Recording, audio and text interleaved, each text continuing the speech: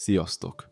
A görög mitológia megdöbbentően sokszaftos szerelmi történetet tartalmaz. Elég csak Zeusra gondolni, akinek számos földi asszonnyal volt viszonya, de ezzel nem volt egyedül. Kevesebbet beszélünk róla, de néha az istennők is szerelembe estek, amikor megláttak egy-egy kivételes tulajdonsággal bíró halandó férfit. Ez a mai történetünkben sem lesz máshogy, aminek egyik főszereplője Éosz a hajnal istennője. Éosz egy gyönyörű szárnyakkal rendelkező istennő volt, aki nem vetette meg a testi örömöket. Éosz első férje Asztraiosz volt, a csillagok és a szelek atyja. A kapcsolatukból született meg a 4 égtáj szele: Bóreasz, Eurosz, Zephyrosz és Nótusz. De Éosznak ez nem volt elég, szerelmi viszonyba bonyolódott Árésszal is, a harc, a háború és az értelmetlen vérontás istenével. Többször is együtt hált az istennel, ami azonban kiváltotta Afrodité haragját, aki szintén Árész szeretője volt. Afrodité megátkozta Éoszt. Látva, hogy mennyire szereted a férfiakat, különösen az enyémet, akkor tessék, megkaphatod az összes halandót, meglátjuk, hogy mennyire fogod élvezni. Éosz attól a naptól kezdve megszállott módon kereste a fiatal halandó férfiak társaságát. Lényegében szexmániássá tette Afrodité. Az istennő ennek következtében számtalan alkalommal esett teherbe, és majdnem 20 gyermeknek adott életet. Az egyik legemlékezetesebb kapcsolata mégis Titónosszal, a trójai királyfival volt. Éosz éppen az égen szárnyalt, amikor hirtelen észrevette Titónoszt, a trójai király csodálatosan szép fiát. A fiatal férfi szépsége annyira elbűvölte, hogy nem tudott ellenállni a vonzalomnak. Az istennő azonnal beleszeretett a férfiba, és elragadta magával a palotájába. Titónosz nem ellenkezett, mivel megbabonázta az istennő szépsége.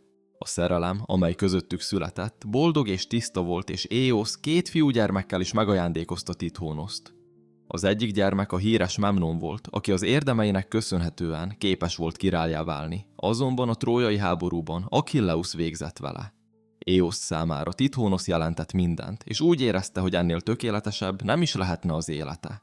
De egy nap Éosz fejébe egy igazán félelmetes gondolat furakodott be.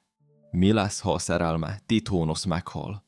Éosz rettegett, és egyáltalán nem nyugtatták meg Titónosz szavai miszerint a jelenre kell koncentrálniuk, és kiélvezni azt, ami megadatott számukra. Az istennő örökké Titónosz mellett szeretett volna maradni, így felkereste Zeuszt, hogy adjon halhatatlanságot a férfinak. Zeusz először vonakodott, de Éosz szinte könyörgött. A főisten végül elfogadta az istennő kérését, de mielőtt teljesítette volna azt, gúnyosan megkérdezte, hogy tényleg ezt szeretnéd? Éosz határozottan válaszolt, hogy ő nem kér semmit másképpen. Titónosznak örökké élnie kell, mert ő az élete szerelme, és nem bírja elviselni a gondolatot, hogy elveszítheti. Zeusz csak annyit mondott, hogy te tudod, és megajándékozta halhatatlansággal Titónoszt. Az istennő hazatért a palotájába, és mindennél boldogabb volt. De ahogy teltek múltak az évek, az egykor gyönyörű Titónosz öregedni kezdett, és a fiatalsága elillant. Titónosz halhatatlanná vált, így minden nappal öregebb és öregebb lett, de nem tudott meghalni. A teste megöregedett, fájt minden porcikája, és az évek súlya alatt egyre kisebb lett az egykor daliás ifjú. A szépség, ami Éoszt elbűvölte, örökre eltűnt.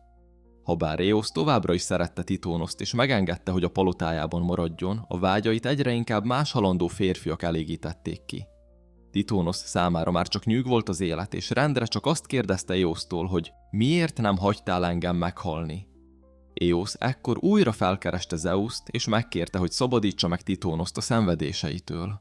Zeusz azonban határozottan elutasította az istennő kérését, mivel akinek egyszer halhatatlanságot adtak, annak az életét senki sem veheti el.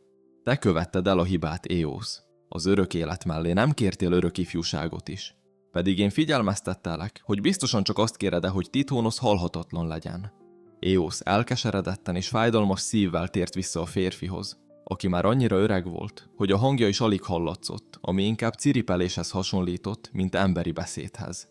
Az istennő nem bírta tovább elviselni az egykori szerelme szenvedését, és úgy döntött, hogy tücsökké változtatja át, hogy akként folytassa tovább az életét. Titónosz már nem ember, hanem egy tücsök, aki minden nyári reggel boldogan ciripelve köszönti egykori szerelmét, Éoszt, a hajnal gyönyörű istennőjét. Éosz pedig a közös gyermeküket, a dicső Memnon királyt gyászolja minden hajnalban, a földre hulló könnyeivel, a harmattal. Ez a történet nem csupán a szerelemről szól, hanem a halhatatlanság és az öregedés kíméletlen ellentétéről is. A történet drámai tanulsága, hogy az örök fiatalság hiányában a halhatatlanság terhe túlságosan nagy. Emellett arról sem szabad megfeledkezni, hogy a szerelmes természetű istenek mítoszai nagyon is a földi igények kiszolgálására jöttek létre. A görög királyi és arisztokrata családok szívesen vezették vissza családfájukat egy vagy több istenre, hogy isteni származásukkal igazolják a hatalmukat.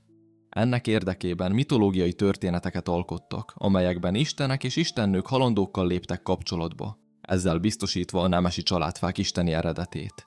Ha tetszett a videó, iratkozz fel, és ne felejtsd el megosztani a videót a barátaiddal és az ismerőseiddel. A következő alkalommal találkozunk. Sziasztok!